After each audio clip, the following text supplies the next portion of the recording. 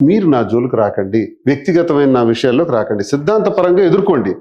పవన్ కళ్యాణ్ గారు ఉప ముఖ్యమంత్రి, నేను తప్పులు చేసుంటే, అధికార దుర్వినియోగం చేస్తుంటే, అవినీతి తీసుంటే, లంచాలు చేస్తుంటే, భూ కబ్జాలు చేస్తుంటే మొత్తం ఎండగట్టండి. ఇప్పుడు నా క్వారీ ఆపేశారు.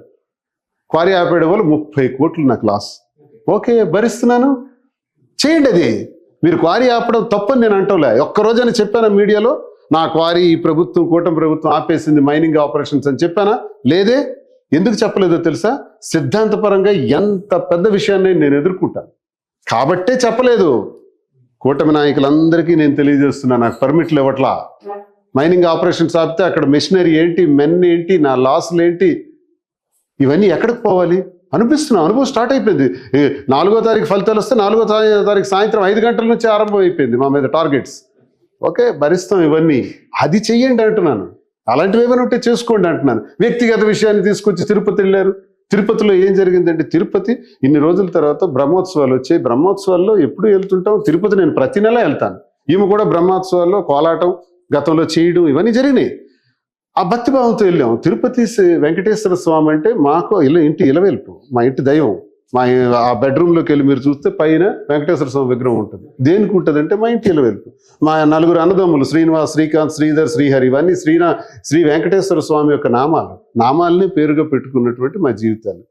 మాకు భక్తిభావం తిరుపతి వెళ్ళిన దగ్గర నుంచి వచ్చే వరకు ఆ భక్తిభావంతో వెళ్ళిన నేను రీల్స్ తీశారని, ప్రీ వెడ్డింగ్ మ్యారేజ్, ఒక్క నిమిషం, ప్రీ వెడ్డింగ్ షూట్ చేశామని ఆరోపణలు చేస్తున్నారు. ఇది చేయలేదు, ఇవి మేము చేయలేదు. ఉదయం దర్శనానికి వెళ్ళాం, రిటర్న్ వచ్చినప్పుడు మీడియా వాళ్ళందరూ కలిసారు, నమస్కారం పెట్టుకొని వెళ్ళిపోయాం.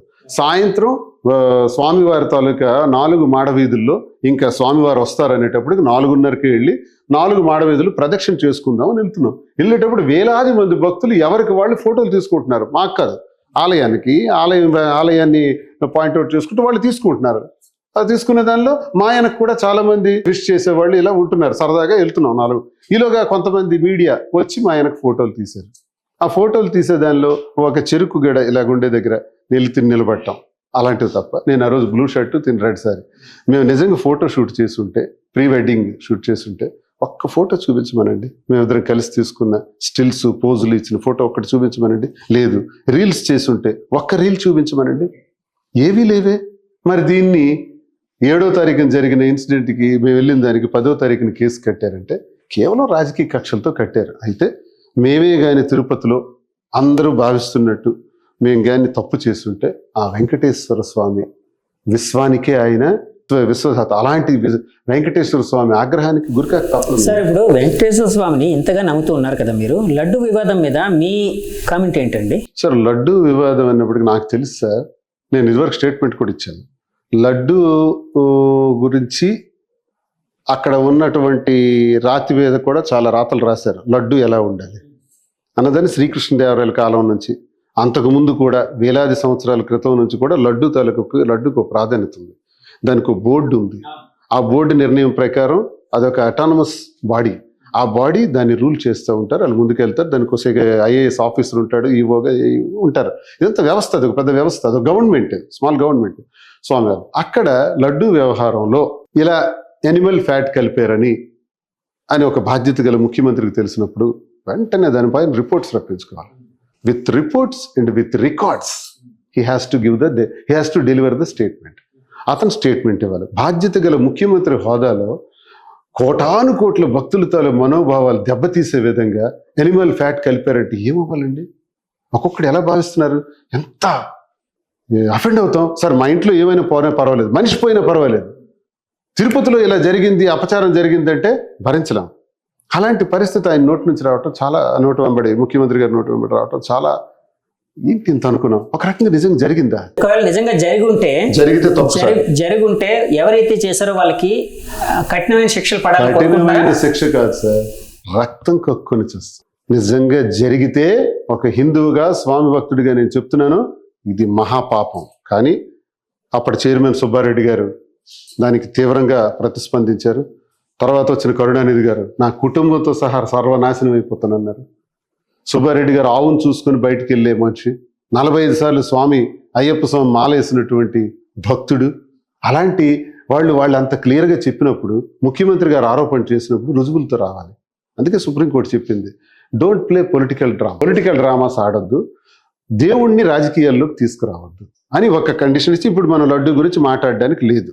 లడ్డు మీద టీం నిర్ణయిస్తారు, ఏం జరుగుతుందో తెలుస్తుంది. సిట్ వేశారు, సిబిఐ వాళ్ళు వేశారు, బాగా సుప్రీంకోర్టు నిర్ణయం అద్భుతంతో మనకు వాస్తవాలు ఏవో తెలుస్తాయి. అంతవరకు మనం లడ్డు మాట్లాడకూడదు. వివాదంలో తప్పు ఎవరైతే చేశారో వాళ్ళకి వెంకటేశ్వర స్వామి కఠినమైన శిక్ష వేస్తారని మీరు నమ్ముతున్నారు ఒక భక్తుడిగా, అంతే కదండి? అంతే. మేడం, శ్రీని గారి పిల్లలు మొదటి భార్య పిల్లలు అని ఎందుకు అంటున్నారంటే, మీ పిల్లలు ఆయన పిల్లలు మొత్తం 5 అన్నారు, వాళ్ళు ఇద్దరు కదండి. వాళ్ళిద్దరిని చూస్తుంటే మీకేమనిపిస్తూ ఉంటుంది? వాళ్ళని ఏ విధంగా మీరు ఎమోషనల్ గా అటాచ్ అయ్యి ఉన్నారు? నాకు ఎమోషన్ అటాచ్మెంట్ ఏమీ లేదు, కానీ ఒక్కొక్కసారి నాకు బాధ అనిపిస్తుంది. మెచ్యూరిటీ లెవెల్స్ లేకున్నా వాళ్ళ అమ్మ మాటలు నమ్మి నాన్నకు దూరం చేసుకుంటున్నారు. అది చాలా తప్పుగా భావిస్తున్నాను నేను. వాళ్ళ ఫాదర్ ఎంత కష్టపడి పెంచారు, ఎన్ని కష్టాలు ఉన్నా కూడా పిల్లలు కష్టపడకూడదని చాలా ప్రేమతో చాలా చక్కగా పెంచారు. సో అవేవి అర్థం చేసుకోకుండా తల్లి చెప్పుడు మాటలు విని తండ్రిని బాధ పెట్టారు. వాళ్ళు ఒక పిల్లలకి తల్లి అయినప్పుడు ఖచ్చితంగా వాళ్ళ ఫాదర్ని వెళ్ళి తెలుసుకుంటారు. యాక్చువల్గా మాధురి గారు అంటున్నారు, అంటే తల్లి చెప్పిన చెప్పుడు మాటలు విని పిల్లలు అలా తయారయ్యారని. అంటే తండ్రిగా మీరు ఎప్పుడైనా మీ పిల్లలకి అంటే అటాచ్మెంట్ ఉండేటట్టు అంటే ఎక్కువ సమయం కేటాయించలేదా? అంటే ఒక నిమిషం, ఇప్పుడు బిడ్డ పుట్టిన తర్వాత అతను నాన్న అని ఎవరు పరిచయం చేస్తారు? తల్లి పరిచయం చేస్తే తాత, అమ్మమ్మ, నాన్నమ్మ అని పరిచయం చేస్తే అప్పుడు పిలవడం ప్రారంభిస్తాడు.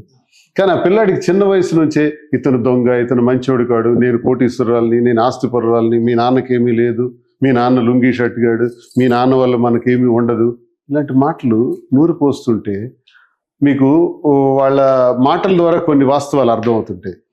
మా అమ్మకి నాన్నమ్మ అనరు, వాళ్ళమ్మ అంటారు. మా తమ్ముడికి చిన్నాన్నగారు అని అనరు, వాళ్ళ తమ్ముడు అంటారు. ఈ మాటలు ఎక్కడి నుంచి వచ్చాయంటే వాణి కూడా అదే వెర్షన్ మాట్లాడుతుంది, వాళ్ళమ్మ వాళ్ళ తమ్ముడు అని. పాపం తెలియదు వీళ్ళకి, అదే భాష వచ్చేసింది. పిల్లలు మంచివాళ్ళే, పిల్లలు మనసుల్లో భావాల్ని ఆ రకంగా ఇంజెక్ట్ చేసి అంటే మీ బంధువుల నుంచి డిస్టెన్స్ అనేది పెరిగేటట్టు చేశారంటారు పిల్లలకి. నేను ఎప్పుడు నా పరిస్థితి ఏంటంటే సార్, ఉదయం 7-8 బయటకు పోతే మళ్ళీ రాత్రి 9-10 రావటం. ఇది దైనందిన జీవితం. ఇంట్లో ఒకటి న్యూసెన్స్ వల్ల, ఈ గొడవల వల్ల ఎక్కువ కాలం బయట గడిపేవాడిని. ఒకవేళ ఇంటికి వచ్చేసిన మేడ మీదకో బయటను కూర్చోవడం చైరేసుకొని ఇంటి లోపల ఉండేవాడిని కాదు, బయట. ఇంట్లో వాళ్ళు ఏం జరుగుతుందో నాకు ఏం తెలుసు. ఒక సిచ్యువేషన్ వచ్చేటప్పటికి వాళ్ళ మాటలు చూస్తే నాకు బాధేసింది. భయం, ఆందోళన ఇవన్నీ కూడా నాకు కలిగిస్తున్నాయి. ఏంటి ఇలా వాళ్ళకి మహాభారతం, రామాయణం అన్నింటి గురించి కూడా విశదీకరించి చెప్పాను, చదివి వినిపించాను. పిల్లలు ఈ మధ్య ఏమైనా కలిసారా సార్? లేదు, 2 సంవత్సరాలు ఫోన్లో ఏముండదు. వాళ్ళకి ఏదైనా అవసరం ఉంటే మెసేజ్ పెడతారు, మెసేజ్ పెడితే ఇమీడియట్ గా డబ్బులు. అలా ఇప్పుడు కూడా పెడుతున్నారా? ఇప్పటికి కూడా వాళ్ళకి ఏదైనా అవసరం ఉంటే 2 లక్షలు పంపించండి, 1 లక్ష రూపాయలు పంపించండి అంటారు, వేస్తాను. తండ్రిగా మీ బాధ్యత నిర్వర్తించాలి. మేడం, ఇప్పుడు మీ పిల్లలు ఉన్నారు అంటే యాక్చువల్గా వ్యక్తిగత జీవితం కోసం ఎక్కువగా లోతుగా వెళ్ళడం నాకు ఇబ్బందికరంగానే ఉంది. కానీ ఇప్పుడు మీరు ప్రజా జీవితంలో ఉన్నారు, ప్రజలు అందరూ మీకోసం మాట్లాడుకుంటున్నారు కాబట్టి అడుగుతున్నాను. మిమ్మల్ని ఇబ్బంది పెట్టాలని అంటే అలాంటి కోరిక నాకు లేదండి. సో ఇప్పుడు మీ పిల్లల కోసం చెప్పాలి అంటే ఏం చదువుకుంటున్నారు, వాళ్ళు ఇప్పుడు జరిగిన పరిణామాలని ఏ విధంగా చూస్తూ ఉన్నారు? నా పిల్లలు ఇంకా 9th క్లాస్ 9 years 10 years పిల్లలు అండి. 5th క్లాస్ 6th క్లాస్ చదువుకుంటున్నారు. వాళ్ళకి నేను పడిన బాధలు, నేను పడిన కష్టాలు, నేను ఎటువంటి సిచ్యువేషన్స్ ఫేస్ చేశాను, ఏ ఫేజ్ దాటుకుని ఎలా వచ్చానో అన్నీ తెలుసు, అన్ని దగ్గర చూశారు. సో పిల్లలు నన్ను తల్లిగా అర్థం చేసుకున్నారు, నా బాధ ఏంటో తెలుసుకొని నాకు సపోర్ట్ చేస్తున్నారు. సో వాళ్ళని నేనే చూసుకుంటున్నాను. అప్పటికి ఇంకా బాగా చూసుకొని వాళ్ళకి ఉన్నత చదువులు చదివించి ఉన్నత స్థాయికి తీసుకెళ్తాను. దానికి నాకు శ్రీనివాస్ గారు కూడా సపోర్ట్ గా ఉంటారని నేను నమ్ముతున్నాను. ఏం చేద్దాం అనుకుంటున్నారు పిల్లలు? నేను ఏం చేద్దాం అనుకోని కాదు, నా ఉద్దేశం ఏంటంటే తల్లిదండ్రులు పిల్లలు పుట్టగానే పలానాడు ఇంజనీర్ ఇలాగనే సరదాగా అనుకుంటూ ఉంటారు కదా, అలాగే మీ పిల్లల కోసం? అలా లేదు, కానీ రెండో పాప స్పోర్ట్స్ లో ఫస్ట్, తన కరాటేలో కూడా గోల్డ్ మెడల్ ఛాంపియన్. రెండో పాప మొన్న నేషనల్స్ లో కూడా గోల్డ్ మెడల్ వచ్చింది. తనకి IPS ఆఫీసర్ అవ్వాలని తన కోరిక. పెద్ద పాప అంటే తనకు కొంచెం మోడలింగ్ ఇలాంటి ఇంట్రెస్ట్ ఉంది. ఇంకా చిన్న పాప చిన్నది ఇంకేమో తెలియదు తన ఆలోచన. పెద్ద పాప మోడలింగ్ ఇంట్రెస్ట్ ఉందని అన్నారు కదా, ఇప్పుడు ఎలాగ మీరు ప్రొడ్యూసర్ గా కూడా మారారు, ఆయన పెట్టి తీశారు, శ్రీని గారిని పెట్టి సినిమా, ఇంకోటి కూడా ప్లాన్ చేస్తున్నారని విన్నాను నేను.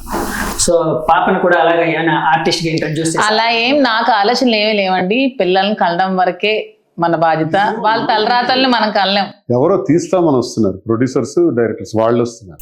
సార్ ఇప్పుడు యాక్చువల్గా సినిమా వాళ్ళు ఎప్పుడు చాలా కమర్షియల్గా ఉంటారు, ఎందుకంటే నేను కూడా సినిమా వాడినే కాబట్టి నేను చెప్తూ ఉన్నాను, చాలా కమర్షియల్గా ఆలోచిస్తాను. సో మీ కథలో రకరకాల మలుపులు ఉన్నాయి, కావాల్సిన ఎమోషన్ ఉంది, ట్విస్టులు ఉన్నాయి, కావాల్సిన మాస్ మసాలా అంతా ఉంది. సో మాలాంటి వాళ్ళందరూ వస్తున్నారు మీ దగ్గరికి, సినిమా తీద్దాం అని. మన ఆర్జీవి గారు ఏమైనా అప్రోచ్ అయ్యారా మీకు? లేదు, ఎవరో కేరళ నుంచి నిన్న వచ్చారు, హైదరాబాద్లో మాకు కలిశారు. తమిళనాడు టీం కూడా ఒకరు కలిశారు, హాజరై మాకు ఒకసారి మీ స్టోరీ అంతా మొదటి నుంచి చెప్తే రాసుకుంటామండి, కథ తయారు చేసుకుంటాం, తర్వాత మీకు స్క్రిప్ట్ ఇస్తాం, దానిలో ఏమైనా మార్పులు ఉంటే చెప్పండి, ఆ తర్వాత సినిమా ప్రొడక్షన్ షూటింగ్కి వెళ్ళిపోతాం అని చెప్పుకొచ్చారు. నేను చెప్పాను వాళ్ళకి జరిగిందంతా కూడా, అన్ని ఈక్వేషన్స్ చెప్పడం జరిగింది. ఇంక వాళ్ళు ఒక దశలో మీరే నటించాలి, మీరిద్దరే నటించాలి అని ఒక ప్రొడ్యూసర్ అన్నారు. ఇంకొక ప్రొడ్యూసర్ మరి కొంతమంది యాక్టర్స్ని యాడ్ చేసుకుని ఏదో చేస్తామని చెప్పారు. మరి ఎవరు ఏం చేస్తారో తెలియదు.